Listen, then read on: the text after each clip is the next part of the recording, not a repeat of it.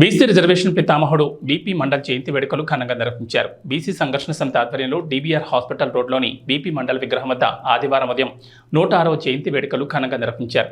Mayor మాట్లాడుతూ రాష్ట్ర బీసీల రిజర్వేషన్ పితామహుడు బీపీ మండల్ బిందేశ్వర్ ప్రసాద్ మండల్ భారతదేశ పార్లమెంట్ సభ్యుడు, మాజీ బీహార్ ముఖ్యమంత్రి, సంఘ సంస్కర్త. అతను రెండవ ఎరగబడిన తరగతుల కమిషన్ మండల కమిషన్గా సుపరిచితం, చైర్మన్గా వ్యవహరించారు. వారి గురించి చెప్పాలంటే ఎంతో ఉందని తెలిపారు. భారతదేశానికి స్వాతంత్రం 1947లో వచ్చిన దేశంలో 60% బీసీ వర్గాలకు నిజమైన స్వాతంత్రం 1990లోని బీపీ మండల్ పోరాటంతోనే 27% రిజర్వేషన్ వల్లే వచ్చింది.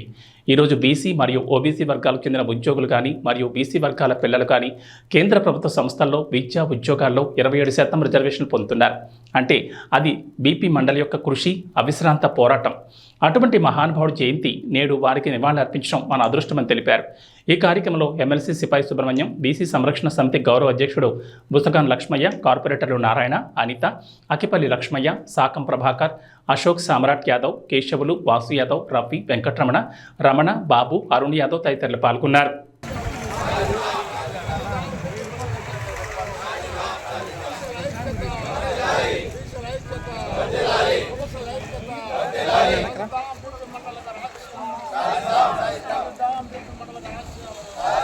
బీపీ మండల్ గారి 106వ జయంతి కార్యక్రమాన్ని ఘనంగా నిర్వహించడం జరిగింది. బీపీ మండల్ గారి ఆశయాలను కొనసాగించాలని బీసీ సంఘర్షణ సమితి కోరుకుంటున్నది. బీసీ సంఘర్షణ సమితి ఈ యొక్క కార్యక్రమాన్ని అందరూ కూడా జయప్రదం చేయాలని చెప్పి అన్ని పార్టీలు, రాజకీయ పార్టీలు ఆహ్వానించడం జరిగింది. బీపీ మండల్ గారు సూచించినటువంటి కమిషన్ రిపోర్ట్లను తక్షణమే అమలు చేయాలని చెప్పేసి చట్టసభల్లో బీసీలకు రిజర్వేషన్లు ఏర్పాటు చేయాలని చెప్పని కోరుతున్నది బీసీ సంఘర్షణ సమితి డిమాండ్ చేస్తుంది.